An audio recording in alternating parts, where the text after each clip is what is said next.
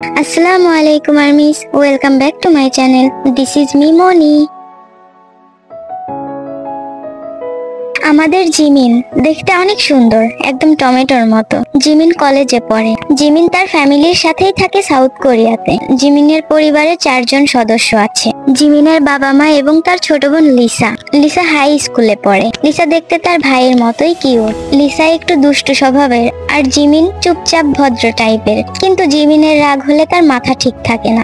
জিমিনের পেছনে অনেক মেয়েরা ঘোরে, কিন্তু জিমিন কাউকেই পাত্তা দেয় না। জিমিনের ক্লাসমেট ইউনজি, সে ছিল সাইকো টাইপের। ইউনজি জিমিনকে অনেক লাইক করতো অনেক দিন থেকেই, কিন্তু জিমিন ইউনজিকে একদমই দেখতে পারতো না। তো একদিন ইউনজি লাঞ্চ টাইমে জিমিনের খাবারে ওষুধ মিশিয়ে দেয়, সেটা হচ্ছে ঘুমের ওষুধ। তারপর জিমিন সেই খাবারটা খেয়ে নেয় আর সাথে সাথেই তার ক্লাসরুমে ঘুমিয়ে পড়ে। ইউনজি তার 2 জন ছেলে ফ্রেন্ডকে দিয়ে জিমিনকে একটা বাড়িতে নিয়ে যায়। বাড়িটায় কেউ থাকে না, ওখানে নিয়ে জিমিনকে রেখে দেয়। তারপর জিমিনের ঘুম ভাঙলে সে নিজেকে অন্ধকার রুমে দেখতে পায় এবং জোরে জোরে বলতে থাকে, কেউ কি আছো? আমাকে এখানে আনলো কে? তখন ইউনজি লাইট জ্বালিয়ে জিমিনের সামনে আসে। তখন জিমিন বলে, ইউনজি তুমি? ইউনজি বলে, হ্যাঁ জিমিন আমি। জিমিন একটু বোর হয়ে বলল, তুমি আমাকে এখানে এনেছো কেন?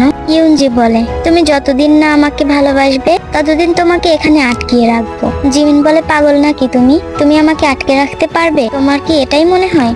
ইউনজি বলে, অবশ্যই পারবো, না পারার কি আছে? আমি কেমন তুমি জানো না? জিমিন বলে, তুমি যতই কলেজে সবাইকে বুলি করে বেড়াও আর যতই তোমাকে দেখে সবাই ভয় পাক না কেন, তবুও তুমি একজন মেয়ে। একটা রুমে একজন ছেলের কাছে তুমি কিছুই না।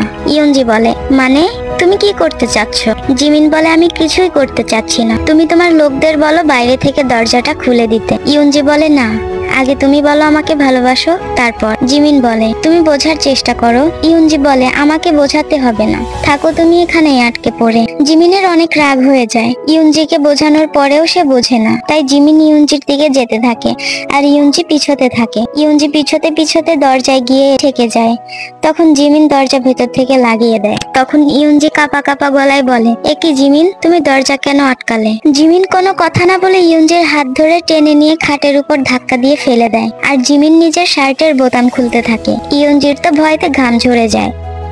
জিমিন ইউনজির 2 হাত জিমিনের শার্ট দিয়ে বেঁধে দেয়। তখন ইউনজি চিৎকার করে বলে, জিমিন ছেড়ে দাও প্লিজ, আমি তোমাকে যেতে দিচ্ছি, প্লিজ ছেড়ে দাও, আর এমন ভুল হবে না। তখন জিমিন হেসে বলে, আরে ফিল তো চলেই এসেছে,